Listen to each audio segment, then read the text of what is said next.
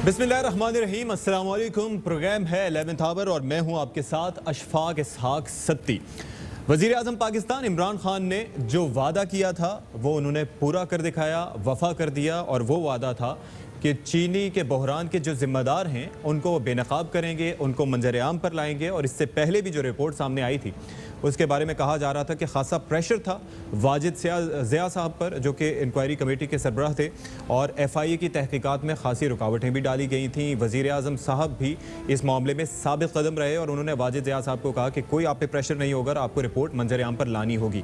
उसके बाद जब फॉरेंसिक रिपोर्ट की बात हुई तो तब भी ये कहा जा रहा था कि मुमकिन तौर पर जितने बड़ा ये कार्टेल है, जितने बड़े नाम इसमें मुलव्वस हैं जो कि पूरे पाकिस्तान को कंट्रोल करते हैं, तो हो सकता है कि मुमकिन तौर पर ये नाम एक्सपोज ना हो सके।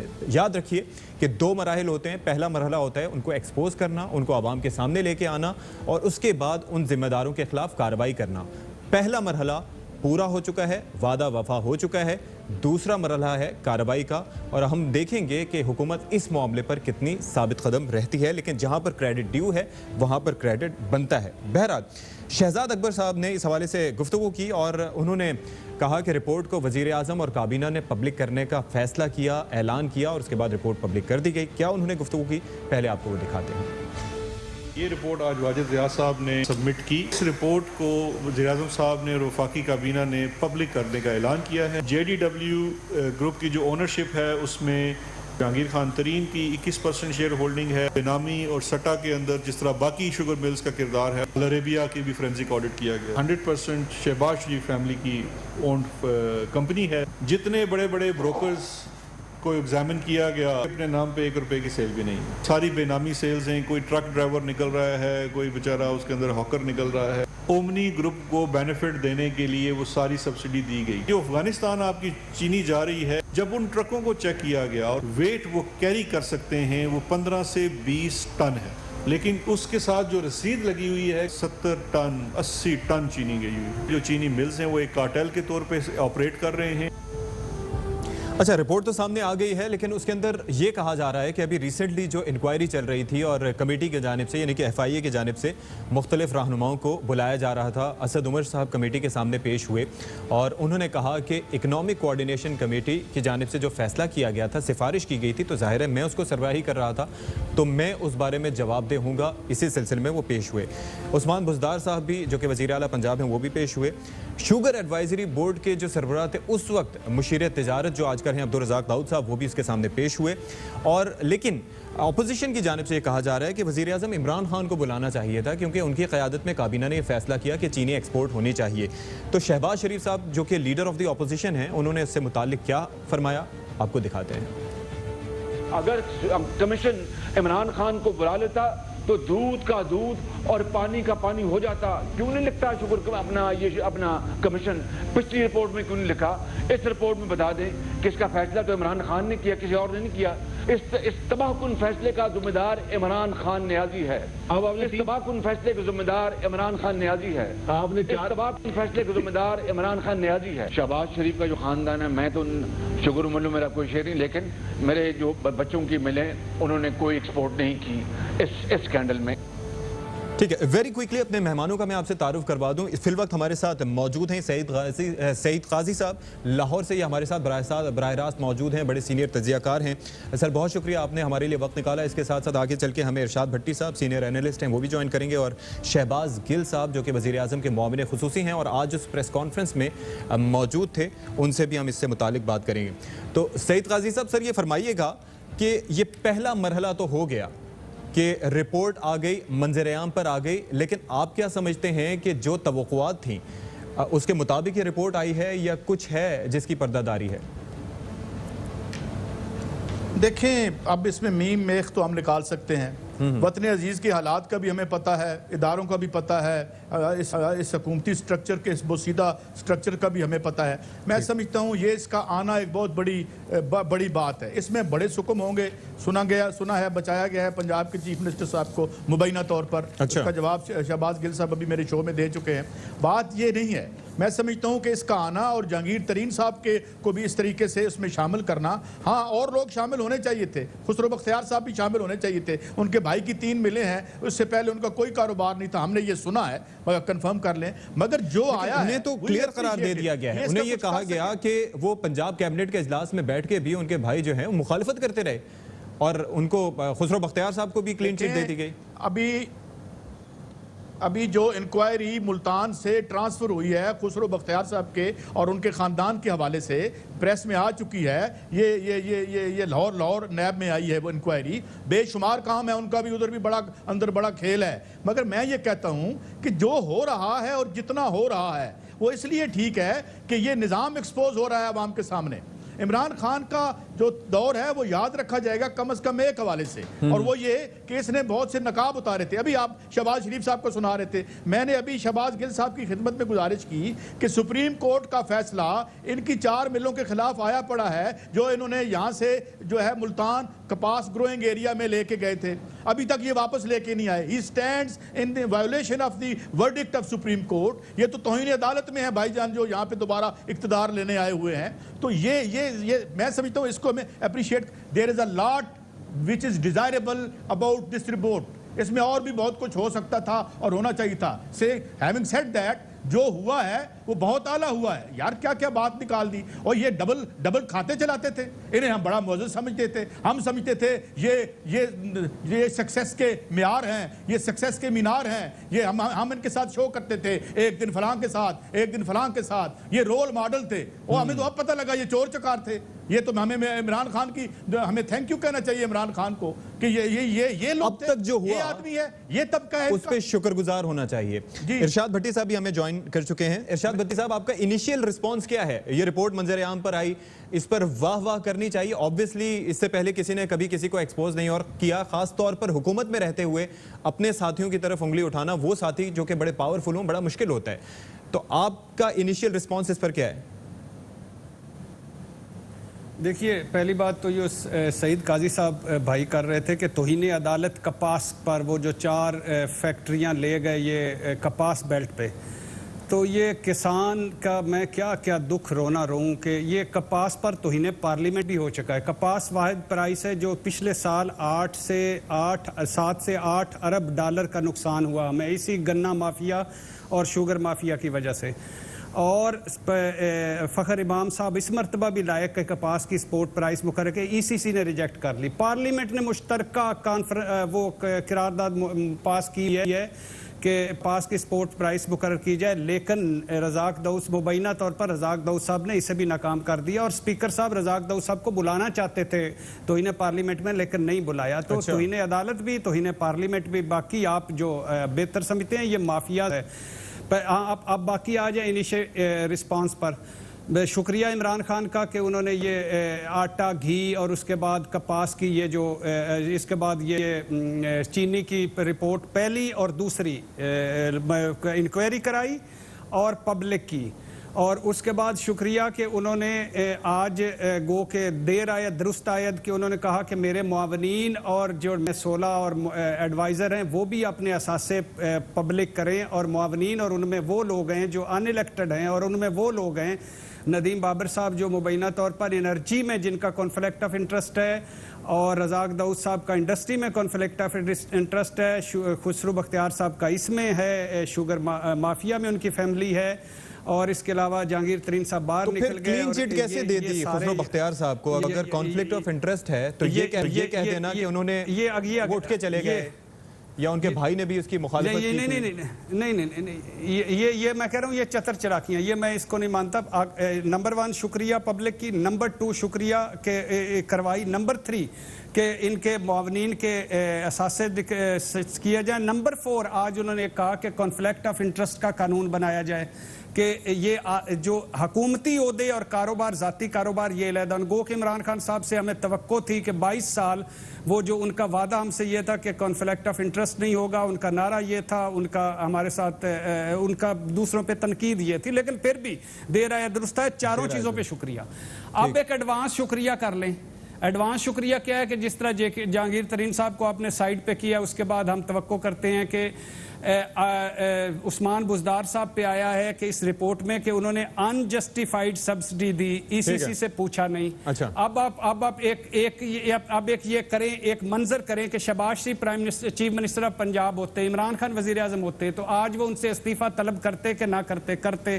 تو یہ اسد عمر صاحب اس کے بعد آتے ہیں، اس پہ بھی جواب لیں گے آپ سے. اسد عمر صاحب اسد عمر صاحب آتے ہیں، انہوں نے اسد عمر صاحب آتے ہیں، وہ انہوں نے نہ صرف پہلے انکار کیا، پھر نہ صرف 10 لاکھ ٹن کی بجائے 11 لاکھ ٹن دی، نہ صرف 2 ارب نواز شریف کا رکا ہوا سبسڈی دی، بلکہ کہا کہ آپ صوبوں سے لے لیں. پھر پیچھے مبینہ طور پر اس کے جو روح رواں تھے وہ رزاق داؤد صاحب تھے ایکسپورٹ کے اور سبسڈی کے. اس کو تھوڑا سمیٹیے گا کیونکہ آخری بات یہ جو کر رہے ہیں نا، یہ مجھے کوئی توقع نہیں. یہ بنارسی ٹھگ ہیں، یہ جیرے بلیڈ ہیں، یہ گنڈ کپ ہیں. اس ملک میں جب یہ ملک بنا تو جعلی کلیم آئے، اس کے بعد جعلی ذاتیں آئیں، پھر جعلی سرداریاں آئیں، پھر جعلی جگیریں آئیں، پھر جعلی بے نامی اکاؤنٹس آئے، پھر جعلی بے نامی جائیدادیں آئیں، پھر جعلی بے نامی اثاثے آئے، پھر جعلی بے نامی ٹیٹیاں آئیں، اور پھر آج جعلی بے نامی چینی کا کاروبار.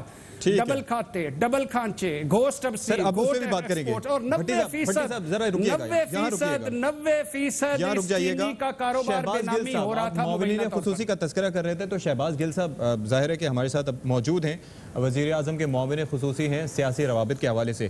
بہت شکریہ شہباز گل صاحب، آپ نے وقت نکالا. فرمائیے گا، آپ پریس کانفرنس میں آپ بھی موجود تھے، گو کہ آپ خاموش رہے اور زیادہ تر گفتگو شبلی فراز صاحب نے اور کی انہوں نے شہزاد اکبر صاحب نے. تو رپورٹ سامنے آ گئی، پہلا اسٹیپ ہو گیا، لیکن اگر مارکیٹوں میں جائیں، جب سے پہلی رپورٹ آئی تھی دوسری رپورٹ بھی آ گئی، چینی کی قیمتوں پر کوئی خاص فرق نہیں پڑا. آپ نے اس سے پہلے ہم سے بات کی تھی، جب یہ رپورٹ آئی تھی تو آپ نے کہا تھا کہ ٹائم لگے گا، پھانسی پہ لٹکا نہیں سکتے، اٹ ٹیکس ٹائم، لیکن قیمتوں کو تو کم کیا جا سکتا ہے. یہ کب ہوگا؟ بسم اللہ الرحمن الرحیم. آپ کا بہت شکریہ. دیکھیے، سب سے پہلے تو ہمیں یہ دیکھنا پڑنا ہے کہ کیا جو آج ہوا وہ پہلے پاکستان میں ہوتا تھا؟ کیا اس کے لیے ہمارا سسٹم ریڈی تھا؟ کیا اس کے لیے ہمارے ہاں پولیٹیکل کنسنسس تھا؟ کیا ہمارا میڈیا اس کے لیے ریڈی تھا؟ میں بھی یہاں تھا، آپ بھی یہاں تھے، بھٹی صاحب بھی یہاں تھے. 140 تک چینی ہوئی، 120 تک چینی ہوئی. ہم نے سب نے شور مچایا، لیکن کیا کچھ ہوا؟ کوئی انویسٹیگیشن ہوئی؟ اگر کوئی انویسٹیگیشن ہوتی تھی تو وہ دبا دی جاتی تھی. پہلی بات تو ہوتی نہیں تھی. اس دفعہ بھی جب پرائم منسٹر نے، ہماری حکومت میں یہ پہلی دفعہ ہوا، تو پرائم منسٹر خان نے کہا کہ اس کی انویسٹیگیشن ہوگی. تو سارے دوستوں نے کہا کہ کوئی انویسٹیگیشن نہیں ہوگی. پھر انویسٹیگیشن ہو گئی، پھر کہا گیا اب یہ رپورٹ شیئر نہیں کی جائے گی، یہ حکومت میں موجود دوستوں نے کہا کہ انویسٹیگیشن نہیں ہوگی.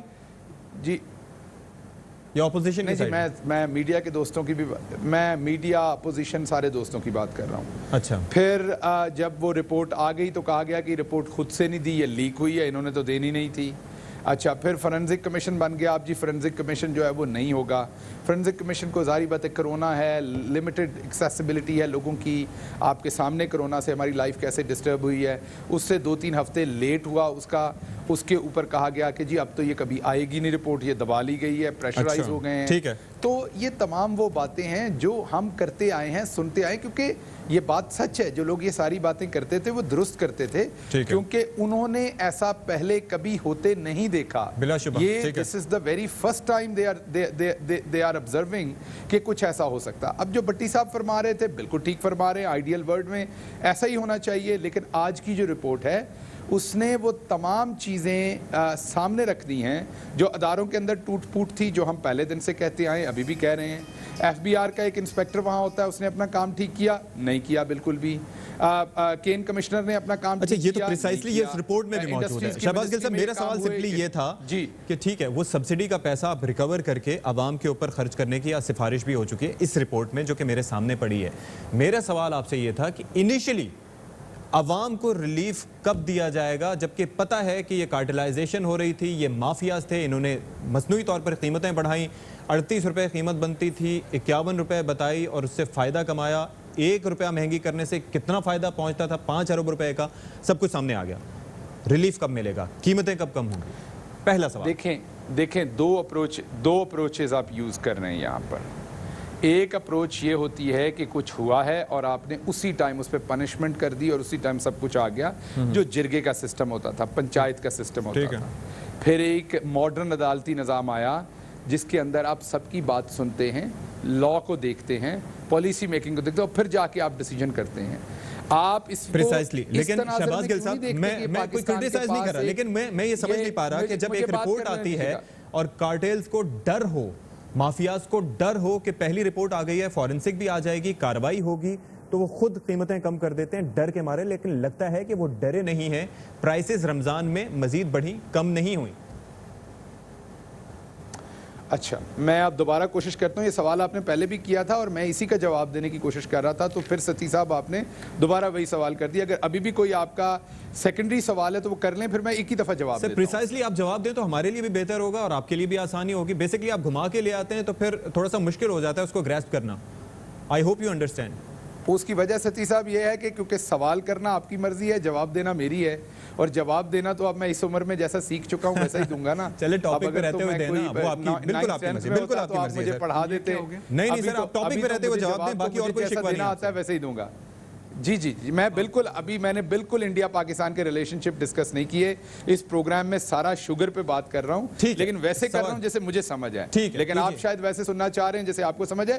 دونوں کا فرق کوئی نہیں ہے، لیکن صرف ہمارا پوائنٹ آف ویو فرق ہے۔ میں یہ کہنا چاہ رہا ہوں کہ جو ہمارے سامنے ڈاکومنٹس آئے اس میں تو ہمیں نظر آ رہا تھا کہ چینی 100 روپے سے اوپر جا رہی تھی۔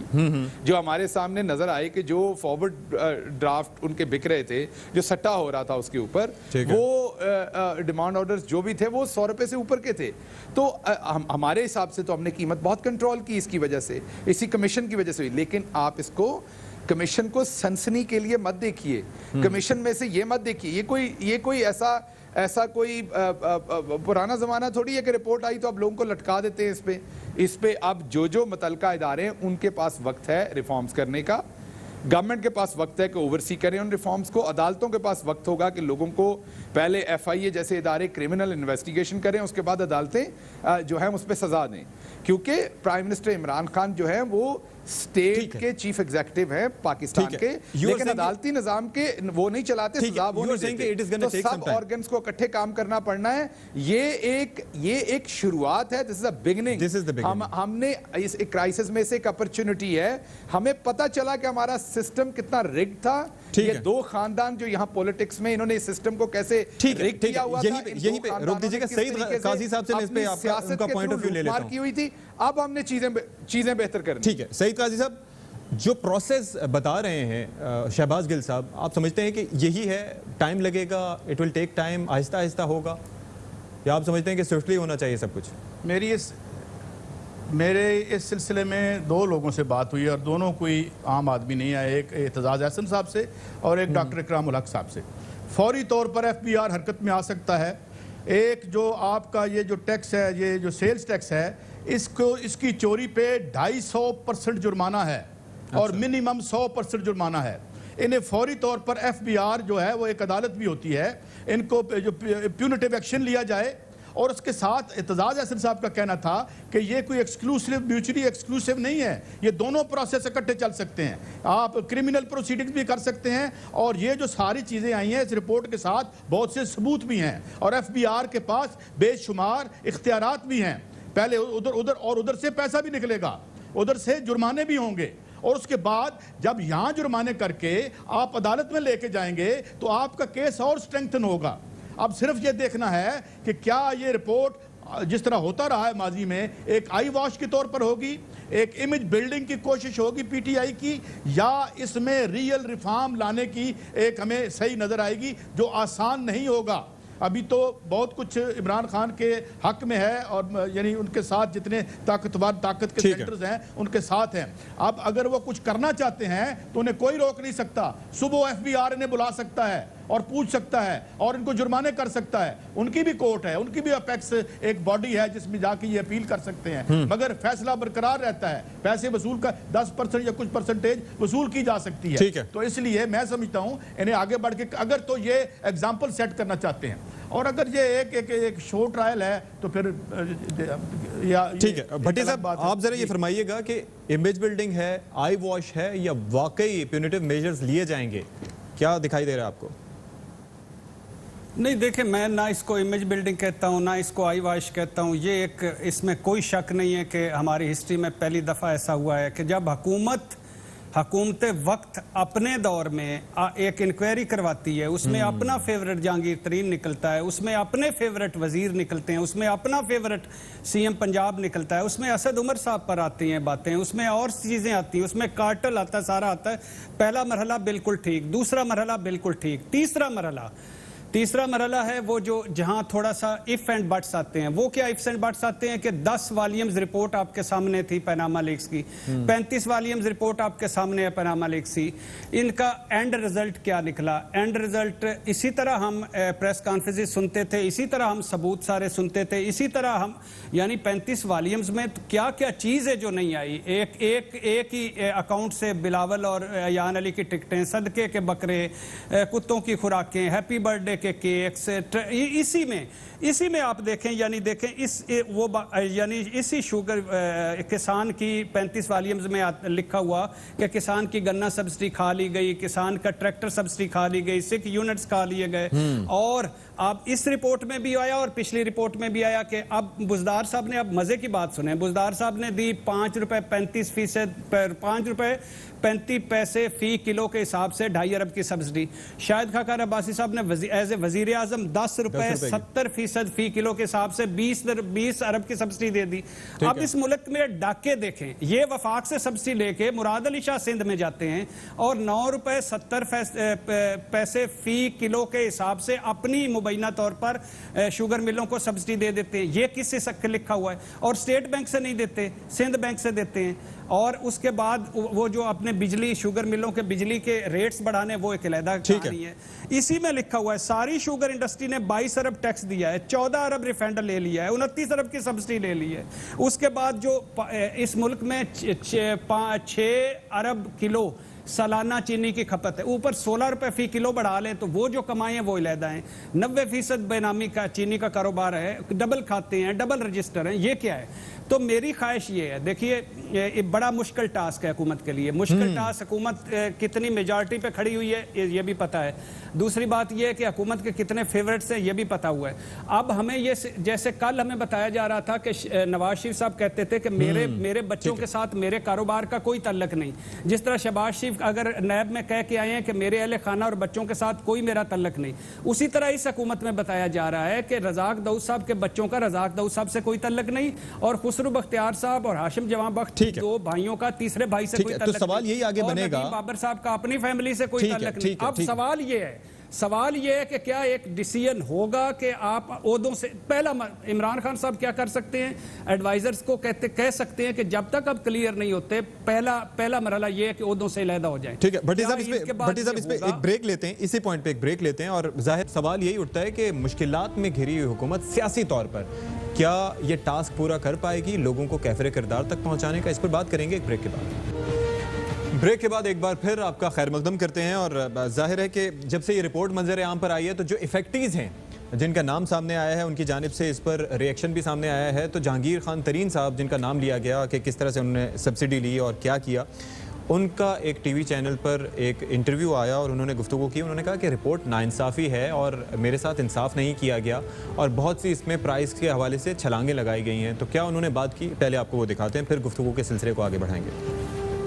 رپورٹ ہے جس طرح سے پریزنٹ کی گئی ہے یہ ایک ناانصافی ہے. یہ ایک پرندہ ہے کہ یہ جو رپورٹ ہے الزامات کا کہ جی انہوں نے سٹے میں حصہ لیا مل والوں نے. بھائی کدھر سے سٹا کرتے ہیں؟ بروکرز اور مڈل مین جن کا یہ کاروبار ہے، جو یہ مڈل مین ہے، وہ آپس میں اس طرح کے سٹا کرتے ہیں. ہمارا اس سے کیا تعلق ہے یار؟ سیاست کرنی چاہیے صاف شفاف. اس طرح کے رگڑے لگا کے کام نہیں چلتے. ٹیم جب تک صحیح نہیں، جب تک ٹیم ورک نہیں چلے گا نا تو حکومت چلانا مشکل ہو جاتا ہے. اور دوسرا یہ ہے کہ لوگوں کو رگڑ کے، لوگوں کے اوپر اس طرح کی چیزیں کر کے اس طرح بھی لانگ ٹرم کامیابی نہیں ہوتی. یہ جو رپورٹ ہے یہ ڈیفینیٹلی انکمپیٹنٹ لوگوں نے لکھی ہے، اس میں تو کوئی شک کی بات ہی نہیں. بہت سی سیکریفائسز ہیں. مطلب پیناما میں جو مجھے ڈسکوالیفائی کیا گیا وہ سر فہرست سب سے بڑی سیکریفائس ہے. نواز شریف کے فیصلے کو بیلنس کرنے کے لیے مجھے کیا گیا تھا. اس میں بالکل میرا بنتا نہیں تھا. ایک ڈکلیئرڈ ایسٹ تھا میرا، پیسے میرے سارے منی ٹریل موجود تھی. شہباز گل صاحب، آپ نے گفتگو سنی ہوگی. یہ جو آخری حصہ ہے ان کی گفتگو کا، اس سے میں آپ سے سوال کرنا چاہوں گا کہ یہ کس کی جانب اشارہ ہے؟ تحریک انصاف کو کہہ رہے ہیں، عدالتی نظام پر سوال اٹھا رہے ہیں کہ مجھے نااہل کرا کے نواز شریف کے معاملے کو بیلنس کیا گیا، کیا مقصد کیا ان کا؟ دیکھیے یہ سوال تو آپ کو ترین صاحب سے پوچھنا پڑے گا، کیونکہ وہ وہی آپ کو بتا سکتے ہیں کہ اس میں ان کا مطمع نظر کیا ہے یا مقصد کیا ہے، یا کیونکہ میں نے تو جو سٹیٹمنٹ سنی ہے وہی سنی ہے جو آپ نے سنی ہے، تو اس میں تو وہ عدالتی فیصلے پہ بات کر رہے ہیں نا، وہ پاکستان تحریک انصاف پہ بات نہیں کر رہے، لیکن یہ آپ کو ان سے پوچھنا پڑے گا۔ تو آپ کیا سمجھتے ہیں کہ جو ان کی جانب سے باقی باتیں کی گئی ہیں کہ نااہل کروا دیا گیا، وہ تو چلیں آپ نے کہہ دیا کہ وہ رپورٹ ان سے سوال کر لیا جائے اور وہ ان کی شکایت ہے، لیکن ساتھ ہی ساتھ وہ رپورٹ میں بھی کہہ رہے ہیں کہ انکمپیٹنٹ لوگوں نے لکھی ہے اور باقی لوگوں کو بچا لیا گیا، مجھے اس سلسلے میں پھنسا لیا گیا، تو اس سلسلے میں آپ متفق ہیں ان سے اور رگڑا لگایا گیا مجھے؟ دیکھیے جب بھی کوئی رپورٹ آتی ہے، ایون رپورٹ تو بہت چھوٹی بات ہے، کسی عدالت کا فیصلہ آتا ہے تو اس پہ بھی آپ آزاد ہوتے ہیں بات کرنے پہ، تو بالکل ترین صاحب آزاد ہیں، وہ اپنا رائے دے سکتے ہیں، ان کی رائے کا احترام کرنا چاہیے، اور اگر ان کی کسی رائے میں کوئی ایسی چیز ہو جس میں کوئی فیکٹس ہوں، شواہد ہوں، تو اس کی انویسٹیگیشن بھی ہونی چاہیے، تو وہ اپنی رائے دینے میں آزاد ہیں، ان کو بالکل رائے دینی چاہیے۔ اچھا سعید قاضی صاحب، آپ متفق ہیں اس بات سے جو جہانگیر ترین صاحب یہ کہتے ہیں کہ مجھے بیلنس کرنے کے لیے نااہل کروایا گیا، مجھ سے زیادتی کی گئی، تو یہ ان کا اشارہ کس جانب ہے پھر؟ دیکھیں وہ اب انہوں نے ایک ملفوف انداز میں بات کی ہے، آپ کو پتہ ہے کہ کدھر اشارے وہ کر رہے ہیں، لیکن جو انہوں نے اس سے پہلے بات کی، دیکھیں جو رپورٹ میں نے پڑھی ہے، کوئی 2-3 صفحے اب تک پڑھ چکا ہوں ذرا، تو وہ اس میں اب اگر آپ کہہ رہے ہیں کہ جی 2 کھاتے مینٹین کرتے تھے، آپ کہہ رہے ہیں ابھی آپ نے انٹرو میں بتایا 38 روپے اس کی کاسٹ تھی اور وہ اتنے کا آپ بیچ رہے تھے 51 پہ، ابھی یعنی اس کے بعد کسانوں کو جو ہے وہ ذلیل کر کے ان کو کم پیسے دیے جاتے، یہ باتیں بڑے سنگین الزامات ہیں، یہ لے جائیں کورٹ میں ان سب کو جنہوں نے یہ رپورٹ بنائی ہے، اور وہاں ان پہ جو ہے وہ حق عزت کا دعویٰ کر دیں، یہاں آ کے یہ ثابت کریں۔ دیکھیں نا، اس میں کوئی بھی چیز جو باتیں کی گئی ہیں آج کی رپورٹ میں، اس میں کچھ بھی ایسا نہیں تھا جسے آپ کہیں کہ جی بڑا کوئی شک شبے والی بات ہے، ڈائریکٹ، اور میں نے بڑے یعنی وکلاء سے بات کی ہے، انہوں نے کہا ہے یہ سنگین الزامات ہیں اور ان الزامات پہ جو ہے کرمنل جو ہے وہ ہو سکتی ہے، اور ظاہر ہے جنہوں نے یہ رپورٹ بنائی ہے انہوں نے ساتھ ثبوت بھی لگائے ہیں۔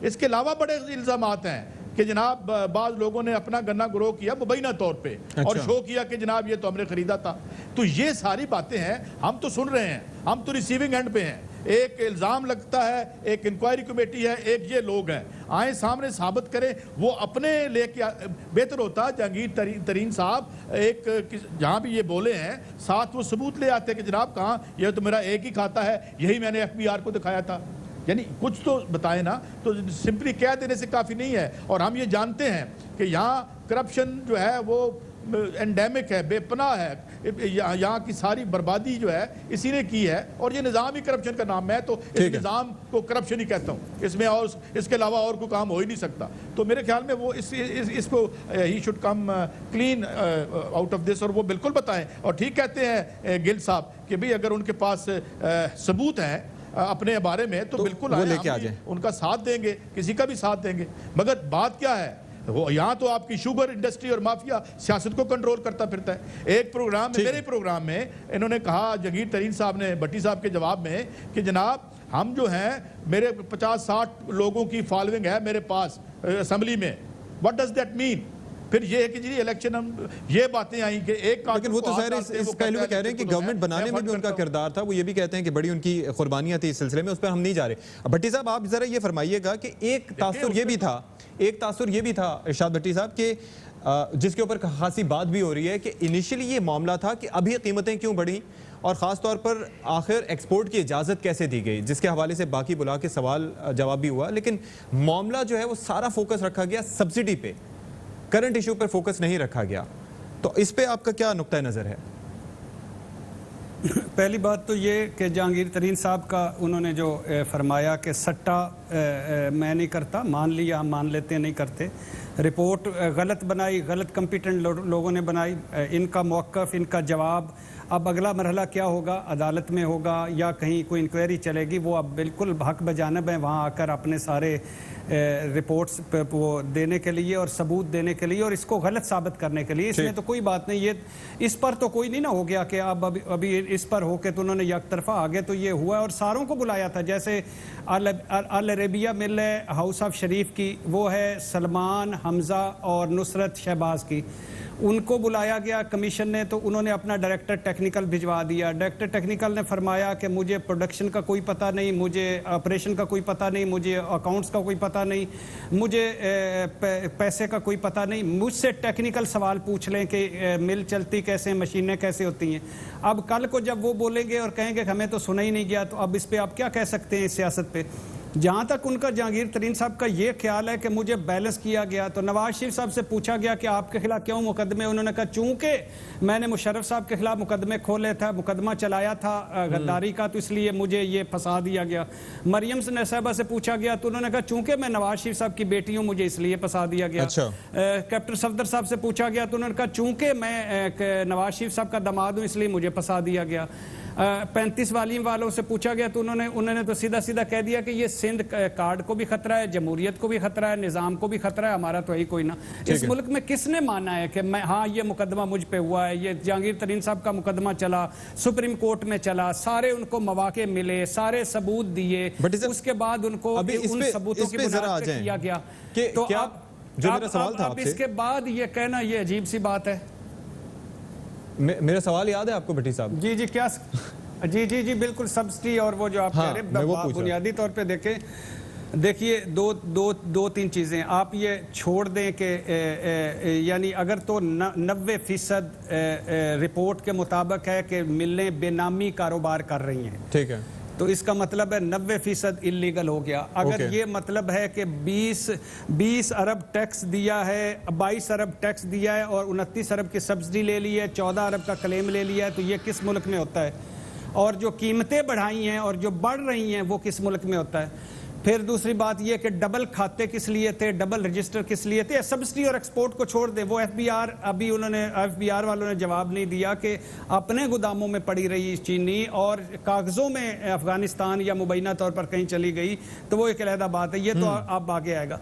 ये जो सारे खाते, डबल खाते किस लिए थे, डबल रजिस्टर किस लिए थे, ये जो मरे हुए लोगों के नामों पर किस लिए कारोबार होता था, truck driver, gun man, loader, उनके शनाख्ती कार्डों पर मुबैना तौर पर किस लिए हो रहा था? ऑब्वियसली अब ये एक्सपोज भी हो गए, तो आई होप कि इस पे कार्रवाई भी हो। शहबाज गिल साहब, एक और चीज बड़ी इंपॉर्टेंट थी, वजीर आजम साहब जाहिर है वो कहते हैं कि तमाम मुशीर और मोमिनीन खुसूसी अपने असासे डिक्लेयर कर दें, तो इनिशियल स्टेज पे तो बड़ी आसानी रहेगी कि ज़ाहिर है अभी आप आए हैं तो उसके बाद आप अपने असासे डिक्लेयर करें, फिर बाद में उसको कंपेयर भी करते रहेंगे कि कितना फ़र्क आया।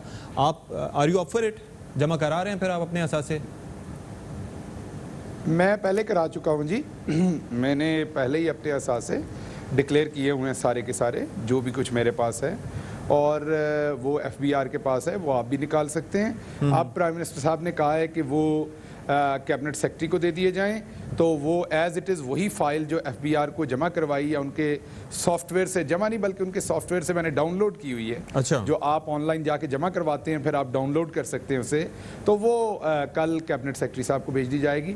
तो कहने का मतलब मेरा ये है कि ऑलरेडी मेरे ख्याल में तो जितने एक मुआवनीन खसूसी को मैं जानता हूँ पर्सनली, जिनसे मेरी इंटरेक्शन ज़्यादा होती है, मेरे ख्याल में उनके सबके डिक्लेयर हैं, और जिसके नहीं है अच्छा, लेकिन कॉन्फ्लिक्ट ऑफ इंटरेस्ट के जो कानून की बात हो रही थी, तो उसके अंदर कई मुशीर ऐसे हैं या मुआवनीन खुसूसी हैं जिनका कॉन्फ्लिक्ट ऑफ इंटरेस्ट बनता है, तो इस सिलसिले में आगे क्या होगा? जी बिल्कुल, प्राइम मिनिस्टर साहब ने आज कहा है कि कॉन्फ्लिक्ट ऑफ इंटरेस्ट का लॉ आना चाहिए। उसके ऊपर उन्होंने बाबर अवान साहब को ये कहा है कि आप इस पे काम करें, बनाएं इसको, और जब वो बन जाएगा, लॉ आएगा, तो सबको देखिए, जब आप एक पब्लिक ऑफिस होल्ड करते हैं तो उसकी कुछ रिक्वायरमेंट्स हैं।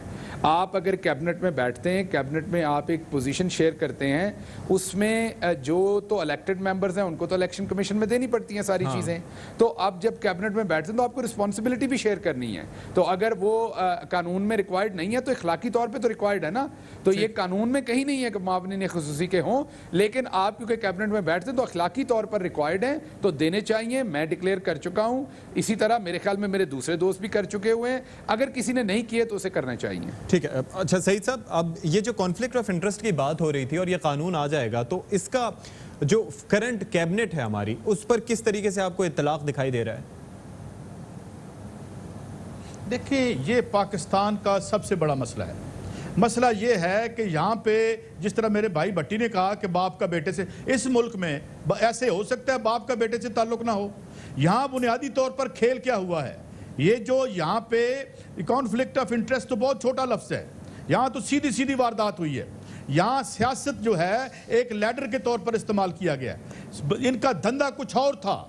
میں یہی کہتا ہوں کہ میں عمران خان کو اس لیے اپریشیٹ کرتا ہوں کہ کم از کم اس نے یہ بتا دیا ہمیں کہ ان لوگوں کی شناخت کیا ہے. کوئی کہتا ہے میں پرائم منسٹر ہوں, پتہ لگتا ہے یہ منی لانڈرر ہے. کوئی کہتا ہے میں وزیر خزانہ ہوں, پتہ لگتا ہے یہ سیریل منی لانڈرر ہے. اس نے قانون بنوا دیا 1992 کا protection of economic reform act, حوالے کو ریپلیس کر دیا. ٹھیک ہے, یہ بھی جو قانون ہے کہ 6 سال پہلے آپ ایف بی آر میں پیچھے جا نہیں سکتے. میں نے ایک بڑی اہم ہستی جوڈیشری کی, ان سے جو ریٹائرڈ بات ہوئی تو انہوں نے کہا انہوں نے قانون ایسے بنا دیا ہمیں پکڑ ہی نہیں سکتے, یہ ایف بی آر میں جو قانون انہوں نے بنایا. تو بنیادی طور پر یہ کنفلکٹ ابھی آپ نے بابر ندیم کی بات کی, اسحاق یہ کیا ہے, داؤد اسحاق صاحب جو ہیں, ان پر الزام میری طرف سے نہیں ہے, انڈیپینڈنٹ سٹیک ہولڈرز کی طرف سے ہے کہ وطن عزیز کی سٹیل مل تباہ کرنے میں ان کا ہاتھ ہے. اس میں وہ اشتہار چھاپتے رہے ہیں, قومی اسمبلی کی قائمہ کمیٹی میں جا کے اور وہ مطالبہ کر رہے ہیں. تو یہ ہوا ہے. اب وہ کہتے ہیں جی یہ میرا اس ڈیم سے بھی کوئی تعلق نہیں ہے. تو بیسیکلی سیاست کرتے ہیں فرنٹ میں. ابھی اسی خسرو بختیار صاحب کے بھائی کا تو ان سے تعلق ہی کوئی نہیں ہے, یعنی یہ کیا, تو یہ کام ہو رہا ہے. 2-3 بھائیوں کو دھندے پہ لگا دیتے ہیں, بیٹے کو دھندے پہ لگا دیتے ہیں. سلمان شہباز صاحب کا سیاست سے کوئی تعلق نہیں, ابا جی سے بھی کوئی تعلق نہیں. پیسے آ رہے ہیں پولیس کی گاڑیوں میں, بھر کے لے کے جا رہے ہیں, پولیس جا کے منی لانڈرنگ کروا, یعنی اس کو استعمال کیا جا رہا ہے. تو یہ ہوا ہے یہاں پہ. اور سیاست کی عزت کو, وقار کو, پیغمبروں کے اس پیشے کی عزت کو بحال کیا جائے. نوسربازوں اور یہ جو بیروپیے ہیں ان سے آزاد کروائیں اس کو. اور میں سمجھتا ہوں اٹ میں بھی اے ویری ہمبل سٹیپ جو عمران نے کیا یہاں پہ. جو میں ان کے نظریات سے اتفاق نہیں کرتا, وہ نیو لبرل اکنامکس میں انہیں لے ڈوبے گی, انہیں واشنگٹن کنسنسس لے ڈوبے گا, جو یورپ کو لے ڈوبے آپ اور امریکہ کو بھی لے ڈوبے, یہ الگ بحث ہے. مگر سٹل وی اپریشیٹ کہ ہی واز اسٹیڈ فاسٹ, وہ کھڑا رہا اس نے کم از کم اس ملک کے عوام کو بتا دیا کہ تمہاری قسمت میں کچھ نہیں ہے اس نظام کے اندر. یہ ایک بات ہے. اب دیکھتے ہیں سیاست آئندہ پوسٹ کرونا کیا کھلتی ہے. ٹھیک ہے. بھٹی صاحب آپ ہی اس پہ فائنل کامنٹ دے دیجئے گا کہ کیا آپ کا نقطہ نظر ہے مختصراً کہ یہ جو حکومت ہے اتنے پولیٹیکل پریشر ہوگا, جو اسمبلی میں اس کی پوزیشن ہے, حکومت قائم رکھنے کے لیے جو ایشوز ہیں, کیا منطقی انجام تک پہنچا پائے گی کرداروں کو؟ دیکھیے, اللہ کرے میں غلط ہوں, اللہ کرے میں آپ کے کسی پروگرام میں آ کے کہوں کہ ستی صاحب میں غلط نکلا, لیکن نہیں پہنچا پائے گی, کچھ نہیں ہوگا. At the end of the day سارے چھوٹ جائیں گے. ایٹ دا اینڈ یہ بڑا بااختیار کا ملک ہے, یہ مافیاز کا ملک ہے, یہ سسلین مافیا اور گاڈ فادرز کا ملک ہے. اور آخری بات, یعنی اس خدا کا خوف کریں, اس اگر قوم کو ابھی بھی سمجھ نہیں آتی, اپنی ذاتی ایئر لائنیں پرافٹ میں ہیں, قومی ایئر لائن کا اب تھوڑا سا جو ہے وہ بہت مختصر ہے. Thank you so very much کہ آپ ہمارے ساتھ موجود رہے. ارشاد بھٹی صاحب, شیل صاحب, آپ نے وقت نکالا, اس کے ساتھ ساتھ سعید قاضی صاحب, بہت شکریہ آپ صاحبان کا. ایک بریک لیتے ہیں اور بریک کے بعد ول بی بیک. پروگرام کے آخری چند لمحات اور وزیر اعظم پاکستان نے امید کا ایک دیا روشن کر دیا ہے. ملک مافیاز کے رحم و کرم پر ہے. وزیر اعظم کہتے ہیں کہ جنگ جاری رکھیں گے, لیکن یہ پہلا مرحلہ تھا. آپ نے ان کو ایکسپوز کر دیا, ان کے نام آپ سامنے لے کر آ گئے, لیکن ابھی دوسرا مرحلہ باقی ہے اور وہ مرحلہ بہت مشکل ہے. جس طرح کہ آج کے پروگرام میں بھی ہم نے بات کی کہ ان مافیاز کے نشاندہی ہو گئی, لیکن جو اس وقت حکومت کی سٹیبلٹی ہے, اپوزیشن آپ کے خلاف ہے, آپ کے اپنے جو ہے وہ آپ کے خلاف ہو سکتے ہیں, اور ان کے خلاف ہونے کی وجہ سے آپ کی جو اس وقت اسمبلی میں پوزیشن ہے وہ متاثر ہو سکتی ہے. لیکن تمام تر خطرات کے باوجود اگر کپتان اس منطقی انجام تک ان لوگوں کو پہنچاتے ہیں تو عوام کی حمایت اور عوام کی تائید انہیں حاصل رہے گی. اسی کے ساتھ سے پروگرام سے فی الوقت اتنا ہی. اشفاق اسحاق ستی کو اجازت دیجیے. اللہ نگہبان.